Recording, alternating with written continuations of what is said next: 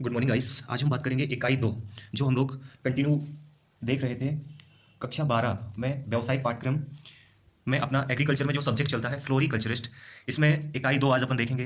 इकाई 2 में सत्र 1 जिसमें अपना है क्या, गुलाब की खेती। गुलाब की खेती, इसके क्वेश्चन आंसर आगे कंटिन्यू करेंगे। जो महत्वपूर्ण क्वेश्चन है उसको भी देखते जाएंगे।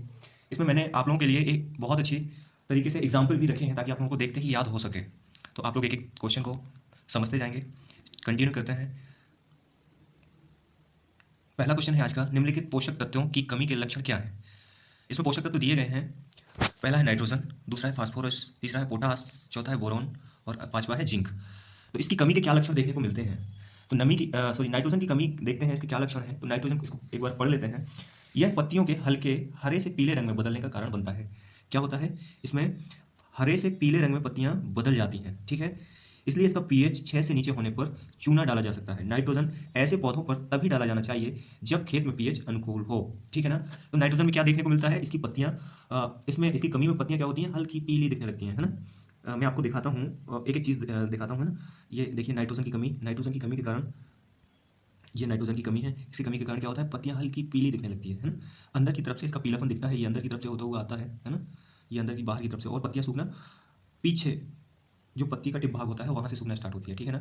जबकि पोटेशियम में क्या होता है, पोटेशियम में पत्ती का बाहरी आवरण से पीलापन अंदर की तरफ आता है। आप लोग देख रहे होंगे बाहरी आवरण से अंदर की तरफ जो पीलापन आता है वो पोटेशियम की कमी के कारण आता है, ठीक है ना। फास्फोरस की कमी के कारण क्या होता है, इसकी कमी के कारण पीलापन ना आने की होते हुए इसकी पत्तियां कैसे हल्के बैगनी पर्पल कलर में ये दिखने लगती हैं, बाहरी आवरण दिखता है इसका, ठीक है ना। इसको भी एक बार पढ़ लेते हैं। फास्फोरस की कमी एक बार देख लेते हैं। यह पत्तियों के गहरे लाल से बैगनी रंग का कारण बनता है, इसलिए अनुकूल पीएच पर P2O5 डाला जा सकता है। हालांकि कम पीएच के मामले में चूना डाला जाना चाहिए, ठीक है ना। अगर पीएच कम हो तो चूना डालेंगे, अगर पीएच अनुकूल हो तो क्या, P2O5 फास्फोरस डालते हैं। फास्फोरस कैसे मिलता है अपन को, डीएपी डाल सकते हैं, है ना। तो उसमें क्या होता है, फास्फोरस 48% होता है। नाइट्रोजन के लिए यूरिया डालेंगे अपन, इसमें यूरिया में नाइट्रोजन कितना होता है, 46%। कितना होता है, 46% यूरिया में नाइट्रोजन होता है और 48% फास्फोरस होता है डीएपी में, ठीक है ना। तो ये अपन डालेंगे, ठीक है ना। आगे पोटेशियम की कमी, इसको एक बार पढ़ लेते हैं। यह पत्तियों के किनारों के सूखने से प्रकट होता है। इस मामले में 10 ग्राम, कितना, 10 ग्राम KNO3, ठीक है, प्रति 5 लीटर पानी में प्रति पौधे की दर से डालना चाहिए। यदि पीएच कम है तो कैल्शियम डालना चाहिए, है ना। इसमें प्रति पौधे के लिए बोला है 10 ग्राम KNO3 प्रति 5 लीटर पानी में प्रति पौधे, मतलब बड़े प्लांट के लिए बोला गया है, आप डाल सकते हैं, ठीक है ना। जिंक की कमी को देखें। जिंक की कमी, यह सिरों पर और सिराओं के बीच मृत ऊतकों के बड़े हिस्सों का कारण बनता है, जिसे मिट्टी के पीएच को सही करके और जिंक चिलेट डालकर ठीक किया जा सकता है, ठीक है ना। क्या होता है, डेड टिश्यू बनने लगते हैं, मृत ऊतक बनने लगते हैं जिंक की कमी के कारण, ठीक है। वहाँ की सिराएं, कोशिकाएं मरने लगती हैं, है ना। इसमें क्या डालते हैं, जिंक चिलेट फॉर्म में डालते हैं जिंक को, तो ये कमी सही हो जाती है। बोरॉन को देखते हैं। यह आधार पर पत्तियों के हरे रंग के हरे के साथ साथ उनके मुड़ने के साथ साथ टर्मिनल कलियों की मृत्यु का कारण बनता है, ठीक है। इसमें क्या होता है, हरा रंग होता है जो हल्का कैसा होता है, ब्राउन कलर में बदलने लगता है, और पत्तियां और कलियां क्या होती है, कलियां, इसकी कलियों की मृत्यु हो जाती है। जो ऊपर सबसे ऊपर क्या होता है, छोटी छोटी कलियां निकलती हैं ना, वो डेड हो जाती हैं। इसके लिए क्या, 5 ग्राम बोरेक्स प्रति झाड़ी लगाने के लिए इसे ठीक किया जा सकता है। प्रति झाड़ी यानी एक गुलाब की झाड़ी में 5 ग्राम बोरेक्स को डालेंगे तो यह बोरॉन की कमी पूर्ति हो जाएगी। अब आगे देखेंगे जिंक की कमी से कैसे कौन से रोग होते हैं। ये जिंक की कमी देख लेते हैं। जिंक की कमी है, ये जिंक की कमी है। जिंक से क्या, धान में खैरा होता है, खैरा डिजीज ऑफ राइस। नींबू में मॉडल लीफ होता है। और क्या होता है, बेसिक जो जिंक की कमी से रोग होता है वो धान में सबसे ज़्यादा देखने को मिलते हैं, खैरा, जिसमें क्या होता है, पत्तियां हल्की ब्राउनी कलर की हो जाती हैं और डेड टिश्यू, उनके टिश्यू डेड हो जाते हैं। बोरॉन की डिफिशियंसी से भी सेम इसी तरह की कंडीशन, इसमें भी क्या होता है, जलने टाइप से लगता है और टिश्यू डेड हो जाती है। आप लोग देख रहे होंगे चुकंदर के लिए ये गोभी में होलो हेड होता है, एक डिजीज जो बोरॉन की कमी से होता है, ठीक है। अगला क्वेश्चन देखेंगे अपन। अगला क्वेश्चन है अपना आज का, गुलाब के पौधों के उपयोगिता के आधार पर वर्गीकरण की विवेचना कीजिए। इसमें क्वेश्चन अपन को क्या बोला गया है, गुलाब के पौधों की उपयोगिता के अनुसार वर्गीकरण करना है। उपयोगिता, गुलाब के पौधे का क्या उपयोग है, क्या यूज करते हैं, उसके अनुसार वर्गीकरण करना है, ठीक है। तो इन्हें वर्गीकरण किया है। पहला कौन सा गुलाब है, हेज गुलाब। हेज गुलाब क्या होता है, हेज मतलब क्या होता है, किनारा, गुलाब मीन्स गुलाब, तो हेज गुलाब मतलब किनारे पे जो गुलाब लगाए जाते हैं वो हेज गुलाब कहे जाते हैं ना। इसको एक बार पढ़ लेते हैं। ये गुलाब के एक समूह है जो या तो बगीचे के बाड़ पर या इसके एक कोने में अनौपचारिक हेजेस के रूप में रोपण के लिए काफी उपयुक्त है। इन्हें सामान्य दूरी पर लगाया जाता है, लेकिन इन्हें उचित आकार में रखने के लिए इन्हें हल्के से काट दिया जाता है, ठीक है ना। सभी कॉम्पैक्ट फ्लोरिवंडस हेजेस के लिए उत्कृष्ट है और एक चाइना टाउन डेटी मैट फैशन आइसवर्क, ठीक है ना, ये वैरायटियां हैं कुछ जो गुलाब के लिए, हेजेस गुलाब के लिए उपयुक्त मानी जाती हैं। ठीक है, पुरानी झाड़ीदार गुलाबों के बीच हाइब्रिड कस्तूरी तेजी से फैल रही है, लेकिन कॉर्न कॉर्निल कॉर्निया कॉर्नलिया और पेनिलॉप जैसे उत्कृष्ट हेजेस बनाती हैं। आधुनिक झाड़ियों में से हिडनवर्क और क्यून एलिजाबेथ नियमित आकार देने की आवश्यकता होती है, सबसे अच्छे हैं। देखो इसकी लैंग्वेज थोड़ी अटपटी है क्योंकि इसको इंग्लिश का कन्वर्जन किया गया है। आप सीधे जाने, हेजेस गुलाब वो गुलाब होते हैं जिनको दो तीन वैरायटियों के नाम आप ध्यान रखें, है ना, जैसे एलिजाबेथ, क्वीन एलिजाबेथ, ऐसी बहुत सारी वैरायटी हैं जो आपको याद हो सकती हैं। हेजेस गुलाब को आप देखेंगे, हेज मतलब क्या होता है, किनारा, मैं बोला था। तो ये कोई रास्ता है, इसके किनारे पे जो गुलाब लगाया गया है ना, किनारे पे जो गुलाब लगाया गया है वो कौन सा गुलाब होगा, हेजेस गुलाब, ठीक है ना। किनारों पे जो गुलाब लगाते हैं वो हेजेस गुलाब कहलाता है, ठीक है ना, हेजेस गुलाब। ये रास्ता निकली इसके किनारों पे दोनों लगे हैं ना, इसको छोटे छोटे आकार में, एक सम आकार में काट दिया गया है। यही क्वेश्चन आंसर अपना बोला है कि उनको क्या है, एक समतल आकार में काट दिया जाता है जिससे देखने में सुंदर लगते हैं और किनारों में लगाया जाता है ना। तो ये किनारों में गुलाब को लगाया गया ना, जैसे हेजेस गुलाब बोलेंगे। तो पहला टाइप क्या हो गया अपना, हेजेस गुलाब। दूसरा देखेंगे प्रोटेस्ट गुलाब। प्रोटेस्ट गुलाब वह गुलाब होता है जो अपने यहाँ ज़्यादातर देखने को मिलता है, ठीक है ना। ये आप लोग देख रहे होंगे, इस टाइप का गुलाब अपने गाँव में काफ़ी देखने को मिलता है ना। ये प्रोटेस्ट गुलाब में आता है। इसको एक बार देख लेते हैं। यह हार्डी पर्णपाती पौधों का एक छोटा समूह है जिसमें छोटे फूलों का मौसम होता है। ये कम कुबड़ या चटाई बनाते हैं और घने आवरण बनाते हैं, इसलिए किनारों और पुराने पेड़ के तने पर रोपण के लिए काफ़ी उपयोगी होता है। सबसे लोकप्रिय किस्मों में से कुछ है रोजा, लुसीना, बिचूरियाना, मैक्स ग्राफ, राउ बिट्टर आदि, ठीक है ना। ये प्रोटेस्ट गुलाब है। ये गुलाब, प्रोटेस्ट गुलाब झाड़ी पर्णपाती टाइप के होते हैं, छोटे होते हैं, समूह में होते हैं, है ना। तो इसे अपन ज़्यादातर लगाते हैं। इसे तो आप जानते ही होंगे, गांव में ज़्यादातर ये गुलाब देखने को मिलता है ना। कोई हाइब्रिड देसी टाइप का होता है, ठीक है ना, छोटे फूल होते हैं इसके, ठीक। इसके बाद अगला देखेंगे झाड़ी गुलाब। झाड़ी गुलाब जो झाड़ी आकार का होता है, क्योंकि गुलाब का पौधा ही झाड़ी नुमा होता है, लेकिन झाड़ी गुलाब झाड़ी नुमा संरचना होती है, जिसे झाड़ी गुलाब इन्होंने टाइप्स दिया है उपयुक्तता के आधार पर, ठीक है ना।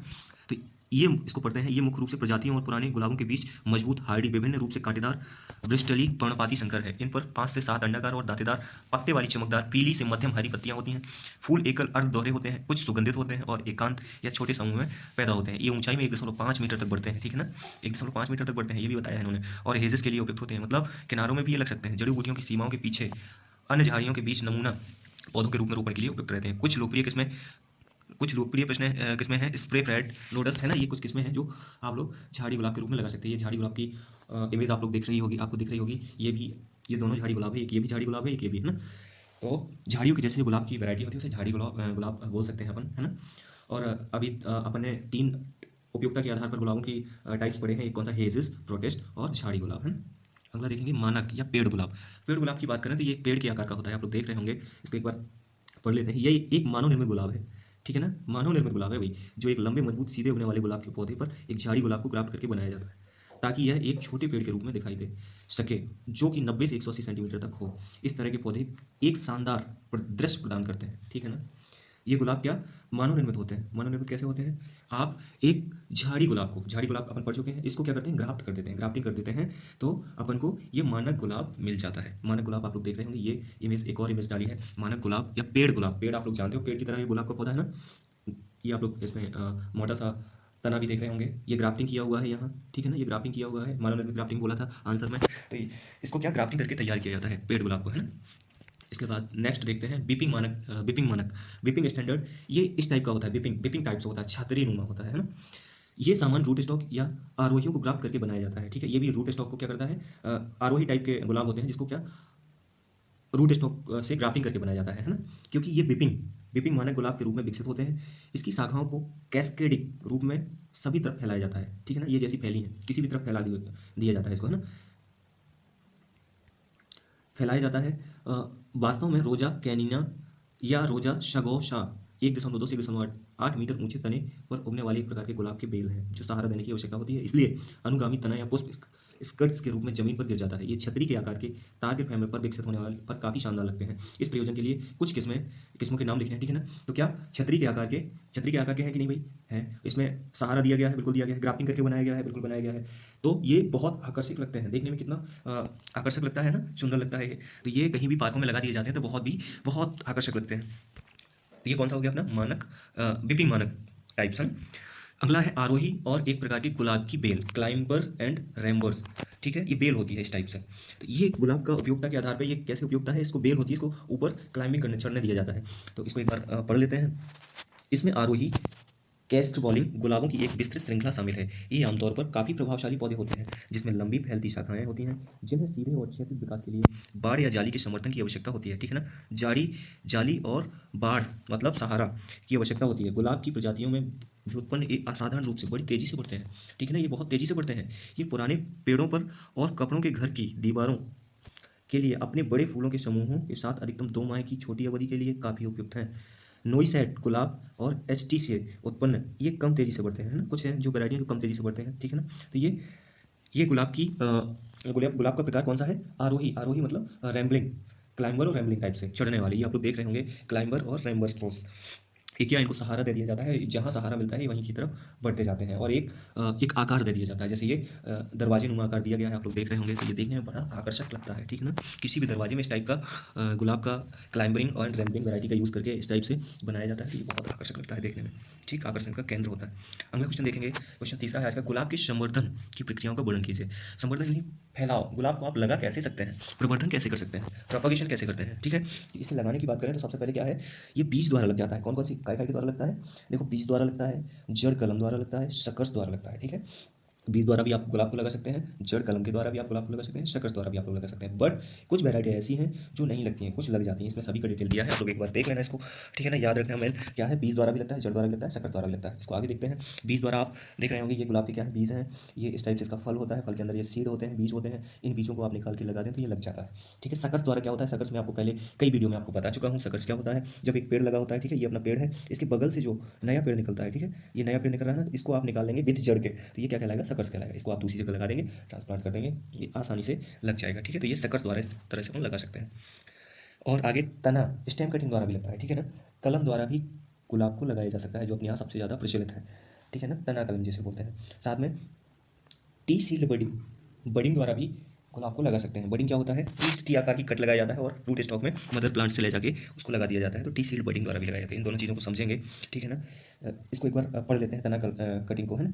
इसमें क्या होता है, रूट स्टॉक, क्लाइंबर्स, रैम्बर्स, पॉलीएंथस, मिनिएचर और गुलाब की सभी प्रजातियों के को स्टेम कटिंग के माध्यम से प्रवर्धित किया जाता है। कटाई करने से खिलने में लगभग 3 वर्ष लगते हैं। इसके लघु रूप उसी वर्ष फूलने लगते हैं जब उन्हें काट कर प्रवर्धित किया जाता है। ठीक है ना, छोटे रूप में तो वो तुरंत फूलने लगता है, लेकिन बड़े रूप में 3 वर्ष लग जाते हैं। और सभी वैरायटियां लगभग कलम विधि से, तना कलम विधि से गुलाब को लगा सकते हैं आप लोग। ठीक है ना, टी सीड बडिंग, व्यावसायिक रूप से गुलाब को टी उल्टे या सील बडिंग के माध्यम से प्रवर्धित किया जाता है, क्योंकि ये बड़े पैमाने में गुलाब के गुणन के लिए सबसे लोकप्रिय और सफल तरीके हैं। उत्तर भारत में इसे उगाने का सबसे अच्छा समय जनवरी से मार्च तक है। ठीक है ना, अभी से लगा सकते हैं, अभी जनवरी चल रहा है। ठीक है ना, तो अभी से लगा सकते हैं, आप मार्च तक लगा सकते हैं टी सीड बडिंग के द्वारा। लेकिन हल्की जलवायु वाले क्षेत्रों में इसे पूरे वर्ष किया जा सकता है। ठीक है ना, समशीतोष्ण क्षेत्रों में इसकी बडिंग करने का सबसे अच्छा समय गर्मियों के मध्य से अंत तक होता है। जहाँ समशीतोष्ण जलवायु है वहाँ गर्मियों में भी लगा सकते हैं। ठीक है ना, आर्द्रता पर्याप्त होनी चाहिए। टी बडिंग की कली को जमीन से 7 से 10 सेंटीमीटर ऊपर रूट स्टॉक पर टी आकार के चीरे में डाला जाता है। ठीक है ना, टी आकार का चीरा लगाया जाता है, कहाँ, ऊपर 7 से 10 सेंटीमीटर ऊपर। मैं बताता हूँ कैसे, ये देखो, आप लोग इमेज में देख रहे होंगे, ये आपको, ये मदर प्लांट है। ठीक है, ये रूट स्टॉक है, तो इससे आपको टी आकार का कट ये लग रहा है, आप लोग देख रहे हो, चाकू से टी आकार का कट लगाना है। सॉरी, कट अपन को इससे क्या लेना है, सीकल लेना है ना। ये रूट स्टॉक है, इसमें कट लगा के आपको लगा देना है, तो ये इस टाइप से बाउंड कर देना है, तो आपका क्या, ये वाली वैरायटी इसमें आपको मिल जाएगी। तो एक ही प्लांट में 2 फूल रेड या वाइट लगा सकते हैं आप लोग। ठीक है ना, इस टी सीड बडिंग इस मेथड से। ठीक है ना, उपयोगिता के अनुसार पे इसको हाँ, टी सीड बडिंग को काफ़ी यूज़ किया जाता है, उपयोग किया जाता है व्यावसायिक दृष्टि से। ठीक है ना, क्योंकि एक ही प्लांट में 2 फूल होंगे तो उसका अधिक पैसा मिलेगा उस प्लांट का। ठीक है ना, अधिक कीमत पर वो बिकेगा। तो टी सीड बडिंग से अपन ऐसे जड़ द्वारा भी लगा सकते हैं, ये जड़ है ना, जड़ और कलम दोनों इसके द्वारा लगा सकते हैं। ठीक है ना, गुलाब को। सूक्ष्म प्रोपगेशन, अगला कौन सा है, सूक्ष्म प्रोपगेशन, माइक्रो प्रोपगेशन, मतलब उसके टिश्यू के द्वारा भी आप लगा सकते हैं। उसको लैब में ले जाके प्रॉपर अगर मीडियम में उसके फेवरेबल कंडीशन देके आप इसको सूक्ष्म प्रोपगेशन लगा सकते हैं। ठीक है ना, माइक्रो टेक्निक्स बोलते हैं इसे। ठीक है, नैनो टेक्नोलॉजी इसी के अंतर्गत आता है। ठीक है, बहुत कम सेल को ले जाके आप नए पौधे को जनरेट कर सकते हो, इसे क्या बोलेंगे, सूक्ष्म प्रोपगेशन या माइक्रो प्रोपगेशन, सूक्ष्म प्रवर्धन बोलते हैं जिसे। ठीक है ना, तो ये आज का अपना गुलाब की खेती का सेशन। एक क्वेश्चन और है, एक क्वेश्चन अपन, चूंकि ये क्वेश्चन लॉन्ग है, वर्णन की बात की है, तो ये काफ़ी बड़ा क्वेश्चन है, इसको अलग से डिस्कस करेंगे। ठीक है ना, और आज जो अपने गुलाब की खेती के सभी क्वेश्चन लगभग डिस्कस हो गए हैं, इसको अच्छे से आप लोग एक बार देख लेंगे। ठीक है ना, तो आपको समझ आ जाएगा, क्योंकि आप इसको देखेंगे तो देखते ही आपको समझ आ जाएगा, है ना। और आप, अगर आपको कुछ इससे लाभ मिले तो आप मेरे चैनल को सब्सक्राइब कर दीजिएगा और लाइक कर दीजिएगा। और कुछ क्वेरी हो, कुछ आपको डाउट्स हो तो आप पूछ सकते हैं कमेंट्स बॉक्स में, ठीक है ना। Okay, bye bye.